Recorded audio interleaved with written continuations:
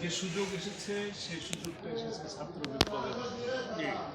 আল্লাহ তাআলা ছাত্র বিপ্লব বৈষম্য বিরোধী আন্দোলনের ফলে যারা জীবন দিয়েছেন তাদেরকে দোয়া করি আল্লাহ তাদেরকে শাহাদাতের মর্যাদা দান করুন।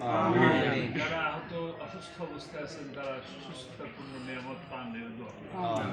তাদের বদৌলতে পাওয়া আমাদের এই এই নিয়ামত আল্লাহ তাআলা যেন আমাদেরকে এই নিয়ামতকে সুন্দরভাবে পালন করার তৌফিক দান করেন। আমাদের সকল প্রকার অধিকার আদায় করে নেওয়ার এই যে সুযোগ, এই সুযোগটা আমাদের সকলকে মিলে ঐক্যবদ্ধ হয়ে কাজে লাগাতে। আমরা গ্রামের মানুষ, গ্রামে আমরা সকলেই জানি একটা নির্দিষ্ট সময় ধানের বীজ বপন করতে হবে।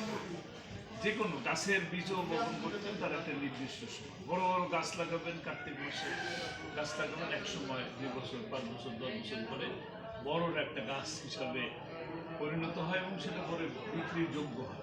এটা সব কিছুর একটা সময় আছে। আমাদেরকে আল্লাহ তাআলা আগস্ট বিপ্লবের মাধ্যমে যে সময় দিচ্ছেন এটা হলো বীজ বপনের সময়।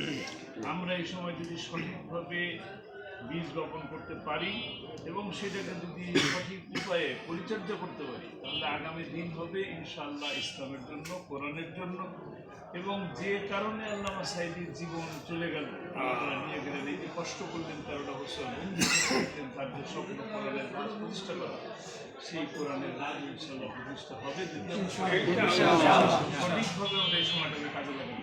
যদি এখন কিন্তু বসে থাকার সময় নেই, এখন রেস্ট নেওয়ার সময় নেই, এখন কে কি করলো সে কথা শোনার সময় নেই, কোথায় কোন বিভেদ আছে সেটা দেখার সময় নেই।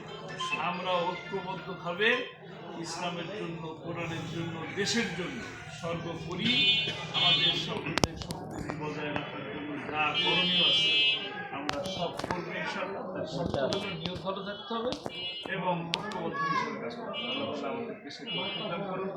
আর এই মাদ্রাসার জন্য আপনারা যারা আছেন তারা সকলেই সহযোগিতা করবেন। আমরা এই যে পরিস্থিতি তৈরি হলো আমরা তো দেখলাম, ইনশাআল্লাহ এরকম থাকবে না, এর পরিবর্তন হবে। সেই সাথে সরকারের কাছ থেকে যে ধরনের সহযোগিতা নেওয়া লাগে সেগুলো আমরা নেব, আপনি শুধু খোঁজ দেবেন এই জায়গা কীভাবে আমাদের নামে বন্দোবস্ত নেওয়া যায় পুরোপুরিভাবে, মানে পরবর্তীতে যেন আবার শক্তি প্রদর্শন